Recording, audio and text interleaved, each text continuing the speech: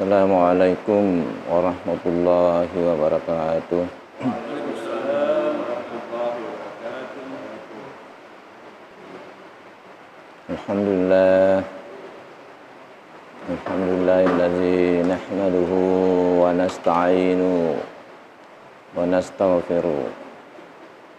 Wa na'udzu billahi min syururi anfusina wa min sayyiati a'malina. May yahdihillahu fala mudilla lahu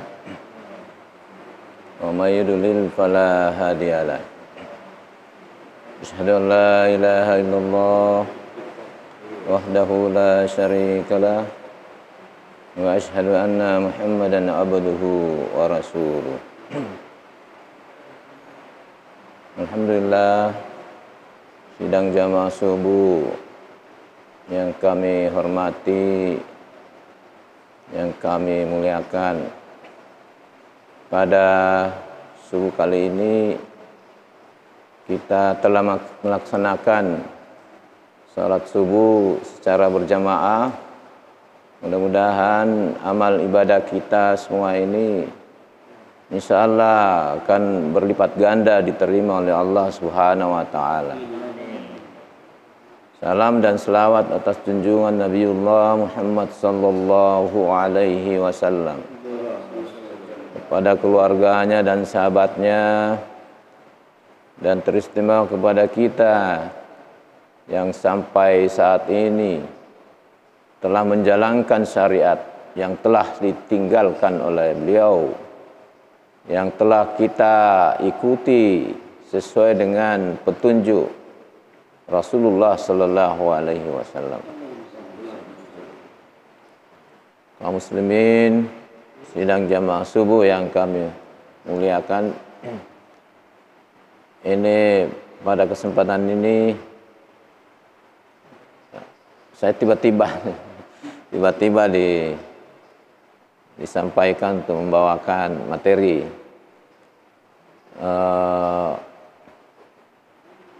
saya spesialis untuk bicara alam semesta. Jadi ini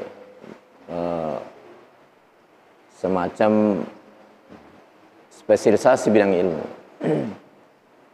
Saya kira menurut ajaran kita, sampaikanlah ayat itu, walaupun hanya satu ayat saja. Oleh karena itu perlu kita menyampaikan apa yang kita tahu, karena ayat-ayat Allah itu kan jelas sekali di dalam Al-Quran 30 juz, tapi di luar itu seluruh alam semesta ini adalah ayat-ayatnya Allah yang berlaku dalam hukum alam semesta itu. Oleh karena itu kalau kita mempelajari ayat-ayatnya Allah, mungkin satu ayat itu bisa menjadi sekian puluh ribu skripsi, sekian puluh ribu tesis S2, dan sekian puluh ribu disertasi. Kalau kita mau pelajari satu ayatnya lah, itu tidak habis. Ya. Jadi tidak habis-habis ayatnya Allah itu. Oleh karena itu kita ini sebagai orang yang berkecimpung dalam suatu bidang ilmu, tentunya kita harus selalu apa yang kita dapat itu harus kembalikan kepada hakikatnya, bahwa ilmu yang saya dapat ini adalah bagian terkecil daripada ayat-ayat Allah Subhanahu wa Ta'ala. Oleh karena itu, kalau bicara kita alam semesta ini, bumi misalnya, itu satu kekuasaan Allah, hanya terkecil daripada kekuasaan Allah Subhanahu wa Ta'ala. Kita bisa membaca di dalam Al-Quran bahwa bumi itu berputar, ya, berputar pada porosnya dan sumbunya, 1 kali 24 jam kita. Kemudian 1 kali dalam setahun dia mengikuti lintasannya. Makanya karena ini sekarang waktu saya lihat terlalu cepat. Ya, sebelum jam 5, setengah 5 udah subuh. 4.10, 4.20 sudah subuh sekarang. Kadang kita sholatnya kadang menjelang jam 5. Bahkan lewat jam 5 biasa sholat subuh. Karena memang lintasan itu sudah diatur oleh Allah Subhanahu wa taala dalam bentuk tidak bundar, tidak bulat, tapi dia elips. Jadi kalau dia posisi terjauh antara bumi lintasannya itu menjadi di daerah-daerah selatan misalnya. Sekarang ini daerah selatan itu karena mataharinya condong ke daerah selatan sekarang itu musim panas, misalnya, menjelang musim panas. Daerah-daerah Australia dan sebagainya. Kemudian daerah-daerah di kutub utara, ya, yang dekat-dekat dengan daerah utara itu menjelang musim dingin. Nah, kita bersyukur di Indonesia ini sepanjang masa itu tidak ada istilah musim panas, musim dingin. Ini tujuannya kita supaya kita menyembah Allah sesuai dengan jadwal waktu. Kalau saya lihat di luar negeri yang daerah-daerah kutub selatan itu, kutub utara itu repot sekali. Selalu harus membawa jadwal salat. Nah, tapi bersyukur sekarang karena jadwal salat itu otomatis, misalnya di HP gitu. Jadi cepat sekali. Kadang baru 1 jam sudah lagi salat zuhur, asar dan sebagainya. Tapi kadang 4 jam bedanya, 5 jam antaranya itu tergantung lintasan matahari dan bumi. Nah, sekarang kalau kita bicara tentang bumi, ya, ini ayat-ayatnya Allah itu tidak ada satupun antara mereka itu bumi, bulan, tidak ada yang menempel. Semua melayang. Nah, kalau kita bicara misalnya bumi ini dengan lapisan-lapisannya. Mulai dari intinya. Bapak mau tahu itu inti bumi itu apa? Padat, cair atau gas? Ya. Itu terjadi reaksi nuklir di dalamnya. Sekian juta kilometer itu dalam inti bumi itu terjadi reaksi nuklir penggabungan, ya, namanya fusi. Matahari juga fusi. Yang dibikin-bikin oleh manusia itu rata-rata reaksi nuklir fisi, ya, pembelahan. Ini penggabungan ini. Itu rahasia Allah supaya tidak pecah keluar. Kalau pecah keluar itu bisa cepat hilang ini sistem peredaran di bumi. Jadi sistem inti bumi itu adalah terjadi reaksi penggabungan fusi di dalamnya. Itulah yang membuat dia bisa melayang-melayang. Itu yang membuat dia bisa melayang-melayang. Jadi itu padahalnya itu adalah gas semua. Atom-atom yang terpecah belah dan menjadi gas dan ya seperti balon itu. Bukan main. Ini di luar daripada kekuasaan manusia. Dan pertanyaannya adalah yang sama sekali belum bisa dijangkau oleh manusia sekarang, dari mana energinya itu? Itu kan masalahnya. Bisa bertahan. Coba bikinan manusia itu tidak mungkin itu. Ya. Jadi ada yang mengatur.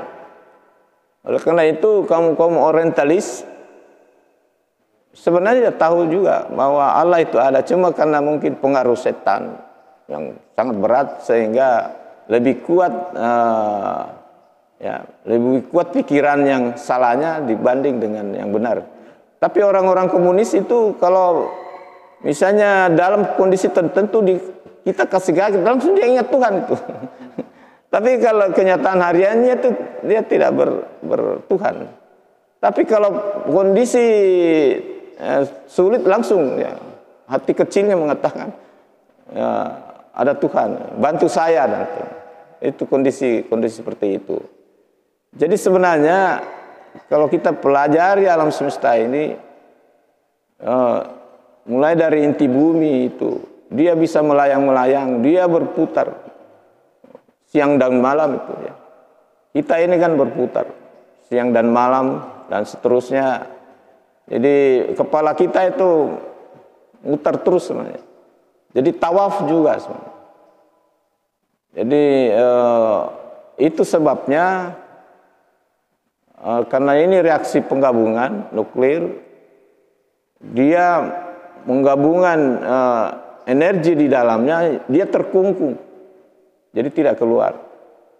Nah, pertanyaan saya adalah kenapa di kerak-kerak bumi itu ada yang sampai ke bumi misalnya bergeser, ya? Apakah pengaruh itu? Karena pengaruh pemanasan dan sebagainya. Sebenarnya itu lain sistemnya. Jadi kerak-kerak bumi itu tidak kuat sehingga dia bisa lepas.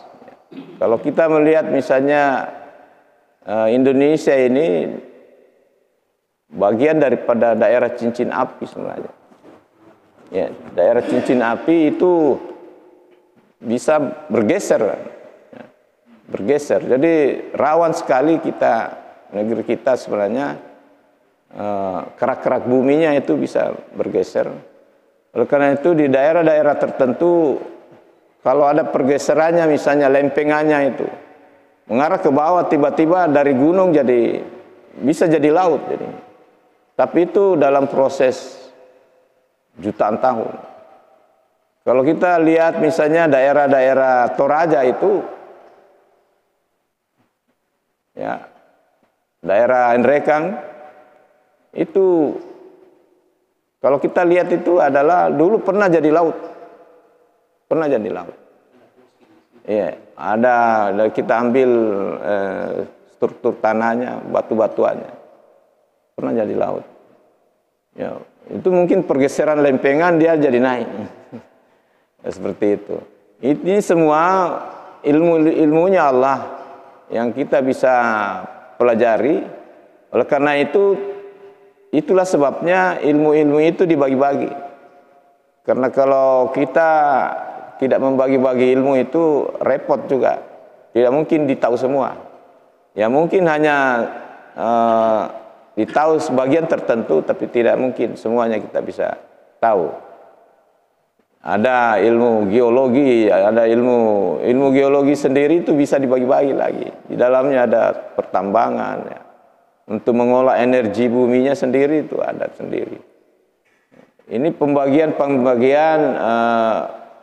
struktur ilmu pengetahuan ini yang menyebabkan kita harus, tantangan kita adalah bagaimana kita mempelajari ilmu pengetahuan itu spesialis, ya, untuk kita, ya. Ini gunanya dalam rangka mempelajari ayat-ayat Allah Subhanahu wa taala. Jadi ayat-ayat kauniyah, ya. Jadi ini penting, dan kalau ini kita mestinya umat Islam ini harus teguh belajar, pelajari ayat-ayat Allah, ditafsirkan itu di dalam 30 juz itu ditafsirkan keluar, dan kita bisa mencari terus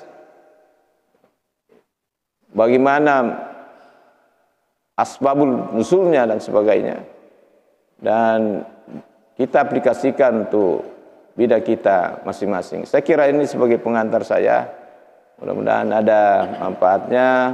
Mohon maaf jika ada hal-hal yang kurang berkenan. Billahi fi sabil haq wastabirul khairat. Wassalamualaikum warahmatullahi wabarakatuh.